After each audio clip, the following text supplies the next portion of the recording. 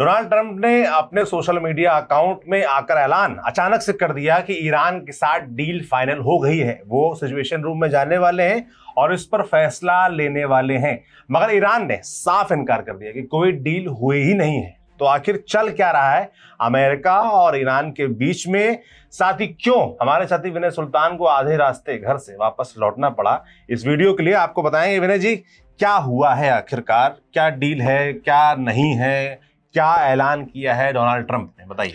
Donald Trump एक अपना जो है सोशल मीडिया प्लेटफॉर्म चलाते हैं जिसका नाम है ट्रुथ सोशल। हाँ। और ट्रुथ सोशल के ऊपर उन्होंने एक लंबा फर्रा लिखा है। उनके जो वो ट्वीट समझ लीजिए, उनका जो भी उनका स्टेटस है उसको मैंने थोड़ा सा पॉइंट्स में तोड़ा है और ये समझने की कोशिश की है वो दरअसल कहना क्या चाह रहे हैं। पहली बात, उन्होंने ये कहा कि नो न्यूक्लियर वेपन के ऊपर ईरान से हमारी सहमति बन गई है। ईरान अब जो है कभी भी जिंदगी में न्यूक्लियर वेपन नहीं बनाएगा। दूसरी बात उन्होंने ये की कि हमारी नेवी ने ज़्यादातर जो है माइंस जो है उनको हटा दिया है स्ट्रेट ऑफ हॉर्मुज से, लेकिन जो भी बाकी बची हैं उनको ईरान हटाएगा और स्ट्रेट ऑफ हॉर्मुज में फ्री नेविगेशन शुरू हो जाएगा। तीसरी बात है कि हम नेवल ब्लॉकेड जो हमने ईरान का कर रखा था, ब्लॉकेड जो कर रखा था स्ट्रेट ऑफ हॉर्मुज का, वो हम हटाने जा रहे हैं। लेकिन अभी कोई मनी ट्रांसफर नहीं होगा और जो वहाँ पे जो इनका न्यूक्लियर एनरिचमेंट का जो एनरिच जो मटेरियल है उसको जो है उसको ठिकाने लगाया जाएगा, उसको डिस्ट्रॉय किया जाएगा। तो ये बात जो है डोनाल्ड ट्रंप ने लिखी और कहा कि अब मैं सिचुएशन रूम में जा रहा हूँ मीटिंग के लिए, वहाँ पे मैं इस पूरी डील के ऊपर फाइनल डिसीजन लूंगा। लगातार डोनाल्ड ट्रंप की तरफ से ये कहा जा रहा था कि हम बहुत थोड़ी सी दूर है, डील होने वाली है। इसी चक्कर में जो है उन्होंने सीज फायर को 7 दिन और बढ़ाया था कि अगले 60 दिन जो है हम इस सीज फायर को और बढ़ा रहे हैं, क्योंकि सीज फायर का जो म्याद है वो खत्म हो गई। वो म्याद अपने आप में ही मजाक थी, लेकिन खैर, तो ये डोनाल्ड ट्रंप की तरफ से कहा गया। ईरान क्या कह रहा है? दूसरी तरफ फार्स जो कि उनकी स्टेट न्यूज एजेंसी है, फार्स जो ईरान की, उसने ये कहा है कि सबसे पहले जो है कि $12 बिलियन के जो एसेट यूएस ने फिर फ्रीज कर रखे हैं ईरान के, सबसे पहले वो उनको छोड़े। उसके बाद जो है ये बाकी की बातें उनके ऊपर नेगोशिएशन होगा। तो ईरान ने एम्बार्गो ही लगा रखा है कि पहले आप हमको ये छोड़िए, हमारा पैसा छोड़िए, नहीं तो हम आगे बात नहीं करेंगे। तो और दूसरी बात यह है कि फार्स न्यूज ने कहा, इन्फॉर्म्ड सोर्स के जरिए उन्होंने कोट किया है कि हम इन्फॉर्म्ड सोर्सेस के जरिए बता रहे हैं गवर्नमेंट के माफ कीजिए, इन्फॉर्म्ड सोर्सेस के जरिए हम बता रहे हैं गवर्नमेंट के कि ये डील जो है अभी तक इसमें कुछ भी फाइनलाइज नहीं है। जो भी ट्रम्प दावा कर रहे हैं कि वो mix of truth and lies है, मतलब आधा सच आधा हकीकत आधा फसाना टाइप वाली बात है, अभी कुछ भी उसके ऊपर फाइनलाइज नहीं है। तो ये स्थिति है। और दूसरी बात, उन्होंने बहुत जोर देके कहा कि लेबनान में सीज फायर जो है वो सीज फायर का हिस्सा है। इजराइल की तरफ से जो लेबनान में हिजबुल्लाह के ऊपर हमला हो रहा है उसको इस सीज फायर में शामिल किया जाए। इसके अलावा गाजा स्ट्रिप में भी जो सीज फायर है उसको भी इसमें शामिल किया जाए। हमास के खिलाफ जो इजराइल की कार्रवाई चल रही उसको भी। तो ये इनका कहना है फार्स की तरफ से, क्योंकि लेबनान में 4था दिन है जब इजराइल लगातार हमले करता जा रहा है। तो ये फाइनल डिसीजन जो है डोनाल्ड ट्रंप को लेना है। बहुत सारे एनालिस्ट, बड़ी अजीब स्थिति हो गई कि डोनाल्ड ट्रंप जैसे वो लगातार बहुत बार कह चुके हैं कि डील फाइनल हो गई है, युद्ध खत्म हो गया है, ये हो गया है, वो हो गया है, आज दिन ऐलान करते हैं। तो ये इसको वैसे ही माना जाए कि सुर्रा छोड़ दिया है, वो जैसे हमारे सीरियसनेस है इसमें, जो जैसे वो हमारा मतलब कि वो करवाते थे, हमारा जो युद्ध रोका थे वो वही बात है। ठीक है, तो ये स्थिति है अभी। और लगातार शर्तें जो मैंने बताई आपने, उन शर्तों पे बात करना चाहूंगा। भाई, न्यूक्लियर वेपन नहीं बनाएगा ईरान, चलिए ठीक है। दूसरा, उन्होंने कहा कि जितनी माइंस हैं हरमुज में वो हटाएगा। तीसरा, जो चुंगी लेने की बात है कि जो नुकसान युद्ध में हुआ है ईरान कह रहा है उसको वसूलने का अधिकार वो भी उनको नहीं मिलेगा। तो मिला कि उनको डील में ईरान को क्या मिला फिर? ईरान को डील में ये मतलब ये बिल्कुल क्लियर है नहीं अभी तक। मतलब पहले तो $12 मिलियन जो है वो फ्री उनको हटाया जाए, वो अभी उसके ऊपर बातचीत नहीं हुई है। वो सिर्फ ये कह रहे हैं कि जो ब्लॉकेड हमने लगा रखा है हम वो हटा देंगे अगर आप स्ट्रेट ऑफ हॉर्मुज खोल देंगे तो ब्लॉकेड जो है वो हम हटा देंगे। तो ये बात लगातार हुई है ईरान के साथ में। और ईरान जो है वो लगातार, उन्होंने पहले दिन से ही जब ये युद्ध शुरू हुआ, पहली बार जब ये बातचीत शुरू हुई कि अब जो है शांति समझौता कर लिया जाना चाहिए, तो ईरान की पहली मांग ये थी कि आप हमको जो भी युद्ध में हमारा नुकसान हुआ है उसकी भरपाई हमको करें, उसका हमको मुआवजा दें। अगर नहीं देते हैं तो ये कोई बातचीत नहीं हो सकती। ये जो मुस्तफा खामनेई है जो कि वहाँ पे सुप्रीम लीडर हैं, उनकी तरफ से पहली शर्त ही ये रखी गई तो इस पे कोई बातचीत, तो इसके ऊपर कोई बातचीत। तो फिर उसमें मैंने, आपको याद होगा कि उस समय जब हम एनालिसिस कर रहे थे तो मैंने आपको ये कहा था कि स्ट्रेट ऑफ हॉर्मूज पे टोल लगा के जो है ईरान को ये कह दिया जाएगा कि आप पैसा भरपाई वसूलिए। कर लो। तो वो वैसा हमको होते हुए दिखा उसके बाद में 2-3 दिन बाद इस में। पे तो आवाज लेकिन नहीं अब जो है कि इनका ये कहना है कि स्ट्रेट ऑफ हॉर्मूज आप जो है फ्री नेविगेशन करिए, तो इसके लिए ईरान जो है वो तैयार नहीं होता हुआ हमको दिख रहा है। तो यही तो मैं पूछ रहा हूँ कि भाई ईरान के हिस्से तो कुछ आता दिख ही नहीं रहा इसमें। तो ईरान ये आप जो समझिए। डील का दावा कर रहे हैं ट्रम्प, पूरे मिडिल ईस्ट में ईरान सबसे पोटेंशियल, सबसे मजबूत, सबसे बड़ी इकोनॉमी हो सकती है, उसकी संभावना है। लेकिन पिछले 40 साल से ईरान जो है वो लगातार सैंक्शंस के दबाव में है।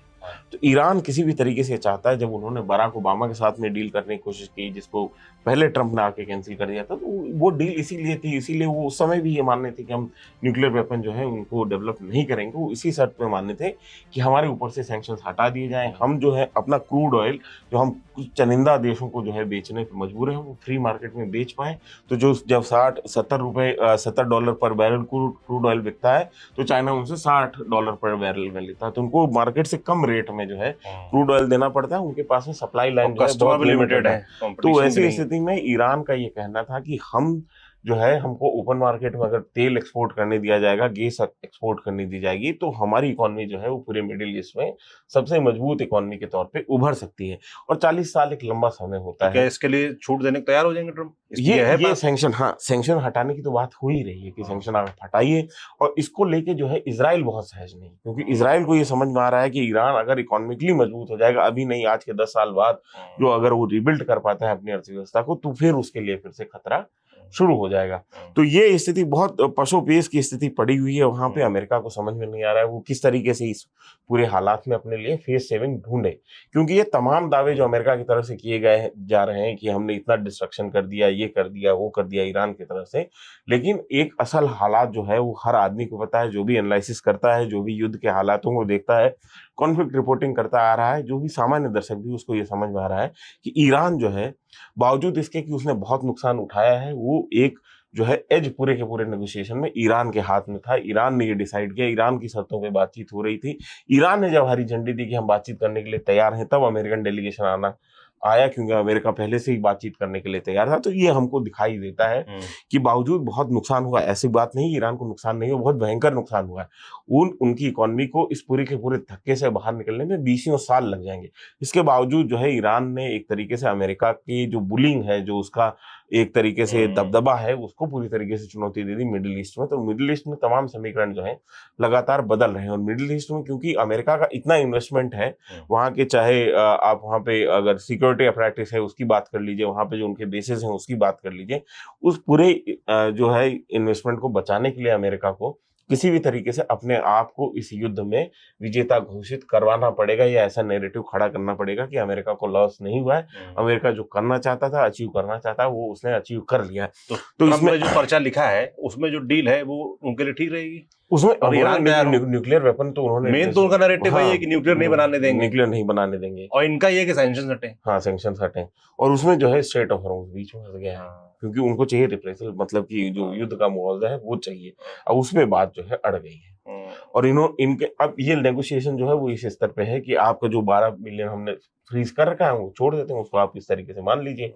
लेकिन ईरान का कहना है कि वो हमारा ही एसेट है, आप छोड़ क्या रहे हैं, मतलब हमारे पास में क्या बच रहा है, तो हमको कुछ समय के लिए टोल लगाने दिया जाए, जो भी मतलब। तो ये सारा का सारा मामला जो है स्ट्रेट ऑफ हॉर्मूज पे ही अटका हुआ है कि स्ट्रेट ऑफ हॉर्मूज पे कंट्रोल किसका रहेगा आने वाले समय में।